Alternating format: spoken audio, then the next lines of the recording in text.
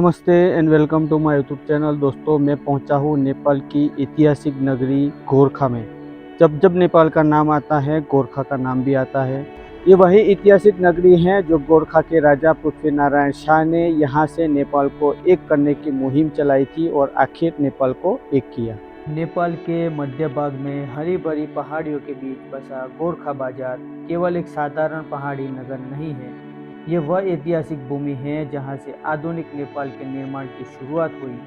आज इस बाजार में दिखाई देने वाली दुकानें, पत्थर से बनी गलियाँ, पुराने मंदिर और पारंपरिक घर केवल वर्तमान की कहानी नहीं बताते, बल्कि सदियों पुराने इतिहास के गवाह हैं। यही कारण है कि गोरखा को नेपाल की आत्मा और आधुनिक राष्ट्र की जन्मभूमि भी कहा जाता है।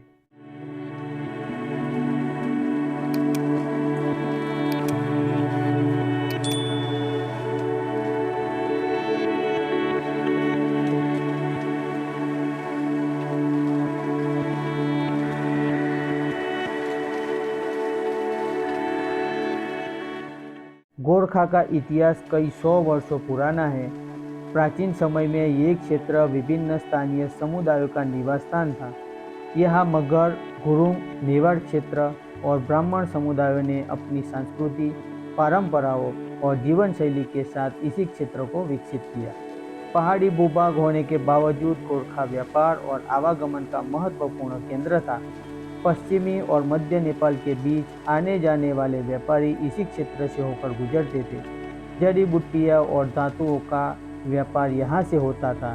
धीरे धीरे यह स्थान एक छोटे व्यापारिक केंद्र से महत्वपूर्ण बाजार में बदल गया।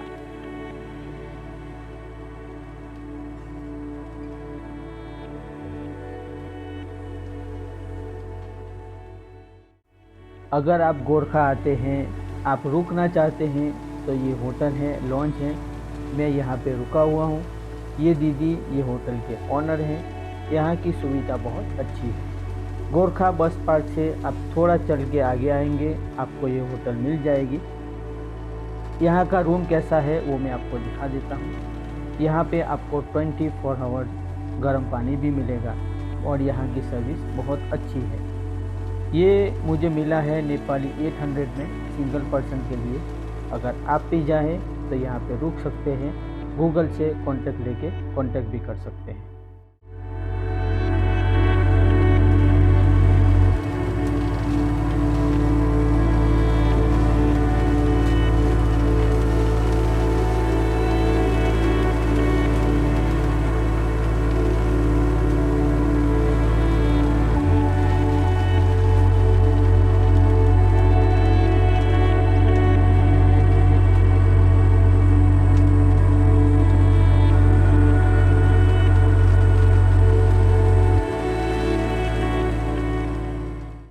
सोलहवीं शताब्दी के वर्तमान नेपाल अनेक छोटे छोटे राज्यों में विभाजित था। उस समय पूरे क्षेत्र में 22 और 24 राज्यों का प्रभाव था।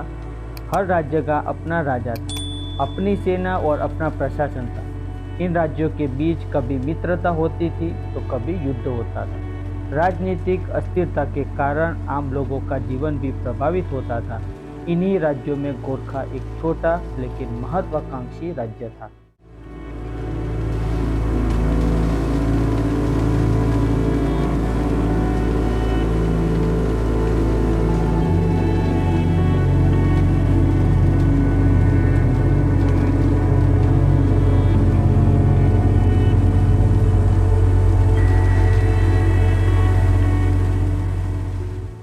लगभग 12वीं से 14वीं शताब्दी तक गोरखा क्षेत्र खस राज्यों के प्रभाव में रहा। इसके बाद 14वीं से 16वीं शताब्दी के मध्यम तक ये गले वंश का शासन स्थापित हुआ। स्थानीय परंपराओं के अनुसार गले शासक गुरुंग समुदाय से जुड़े माने जाते हैं। गोरखा के अंतिम गले शासक राजा मानसिंह गले थे, जिनके समय तक गले वंश का शासन चलता रहा।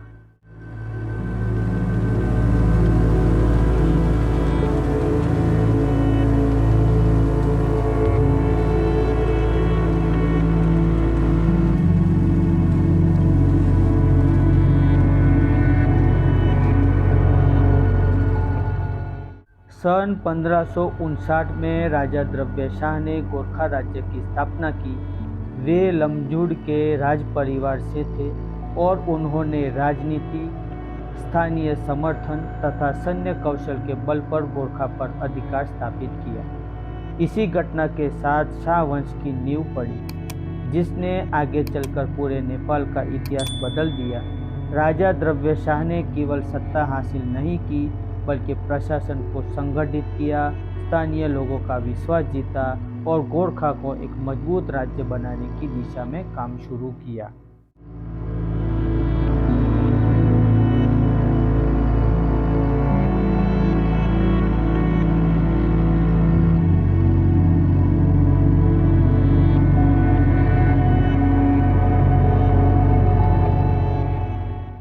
गोरखा बाजार में आज दिखाई देने वाले अधिकांश पारंपरिक मकानों का निर्माण किसी एक समय में नहीं हुआ।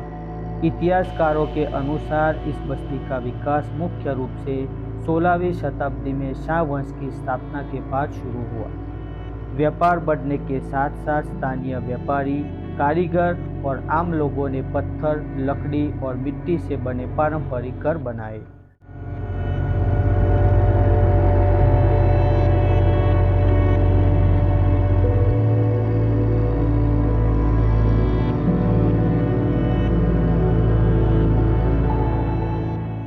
ये है गोरखा की ऐतिहासिक पोखरी। पुराने समय में पहाड़ों में पानी पहुंचाने के लिए पाइपलाइन जैसी कोई व्यवस्था नहीं होती थी, इसीलिए ऐसी पोखरी बनाई जाती थी ताकि बारिश का पानी जमा करके ज़रूरत के समय इस्तेमाल किया जा सके। यह पूरे गांव और बाजार के लिए पानी का मुख्य स्रोत होती थी। साथ ही सूखे के समय भी यह पोखरी लोगों की सबसे बड़ी सराहना बनती थी। यही कारण है कि पुराने समय में लगभग हर बड़ी बस्ती के बीच एक पोखरी जरूर बनाई जाती थी।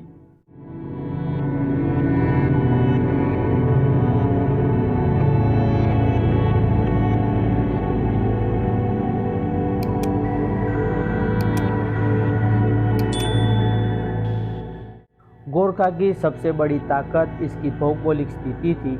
ऊंची पहाड़ियों पर स्थित होने के कारण इसे बाहरी आक्रमणों से बचाना अपेक्षाकृत आसान था।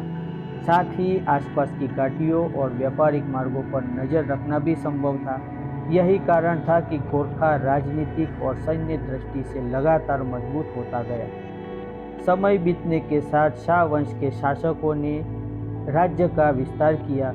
उन्होंने केवल सेना पर ही नहीं, बल्कि प्रशासन, कृषि और व्यापार पर भी ध्यान दिया। स्थानीय लोगों को खेती के लिए प्रोत्साहित किया गया, व्यापारियों को सुरक्षा दी गई और धार्मिक स्थलों का संरक्षण भी किया गया। इससे गोरखा की आर्थिक स्थिति और मजबूत होने लगी।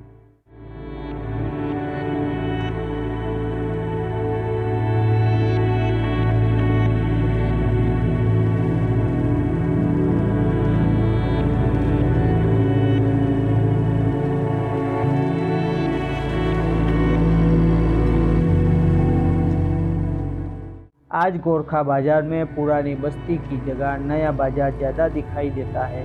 इसकी बड़ी वजह है समय समय पर आए विनाशकारी भूकंप। इन भूकंपों के कारण कई पुराने मकान और इमारतें क्षतिग्रस्त हो गई।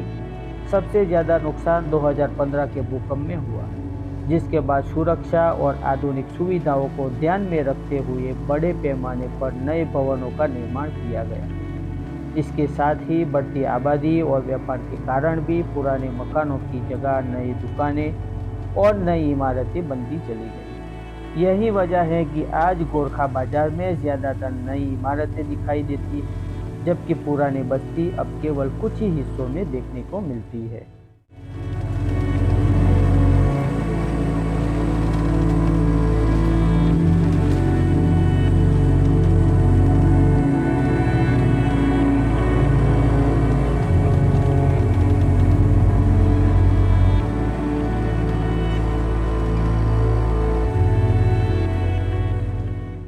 आज गोरखा सिर्फ अपने ऐतिहासिक दरबार के लिए ही नहीं, बल्कि पूरे नेपाल के महत्वपूर्ण जिलों में से एक के रूप में भी जाना जाता है। प्रशासनिक दृष्टि से गोरखा जिले में 2 नगर पालिकाएँ और 9 गाँव पालिकाएँ हैं। इनमें गोरखा नगरपालिका सबसे ऐतिहासिक और प्रमुख नगरपालिका मानी जाती है। इसका कुल क्षेत्रफल लगभग 131.86 वर्ग किलोमीटर है और ये 14 वार्ड में विभाजित है।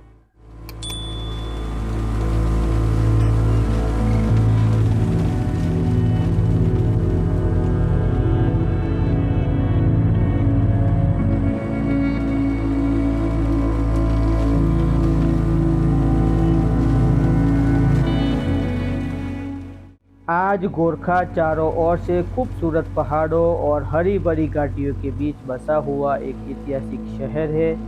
यहाँ की प्राकृतिक सुंदरता इसे नेपाल के सबसे आकर्षक स्थानों में से एक बनाती है। दूर दूर तक फैली पहाड़ियाँ, घने जंगल और साफ वातावरण गोरखा को एक अलग ही पहचान देते हैं।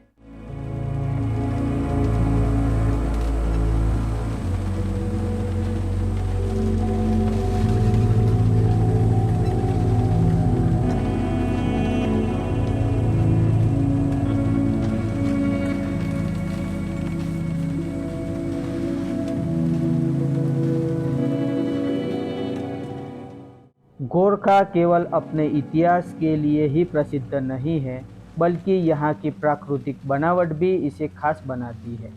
पहाड़, नदियाँ, जंगल और शांत वातावरण मिलकर इस शहर को एक ऐसा रूप देते हैं जहाँ इतिहास और प्रकृति एक साथ दिखाई देती है। यही वजह है कि गोरखा आने वाला लगभग हर पर्यटक यहाँ की प्राकृतिक सुंदरता और शांत माहौल को लंबे समय तक याद रखता है।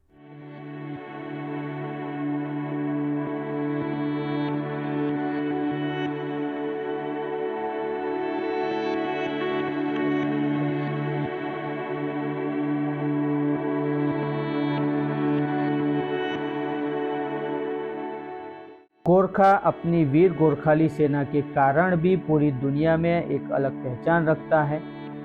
सदियों से यहाँ के सैनिक अपनी बहादुरी, अनुशासन और युद्ध कौशल के लिए प्रसिद्ध रहे हैं। 1814 से 1816 के दौरान ब्रिटिश सेना के साथ हुए युद्ध में गोरखाली सैनिकों ने अद्भुत साहस का परिचय दिया। उनकी वीरता से प्रभावित होकर पूरी दुनिया में गोरखा का नाम प्रसिद्ध हो गया। आज भी गोरखा की पहचान उसकी वीर गोरखाली सेना से जुड़ी हुई है और यही इस ऐतिहासिक शहर के सबसे बड़े गौरव में से एक है।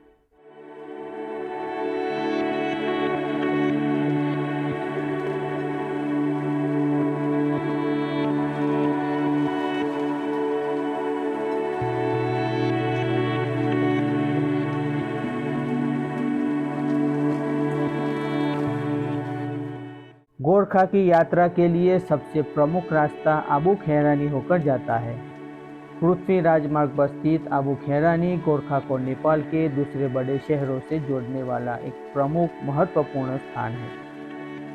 यहीं से गोरखा की ओर जाने वाला मार्ग अलग होता है, जो पहाड़ों और खूबसूरत प्राकृतिक दृश्यों के बीच से होकर गुजरता है।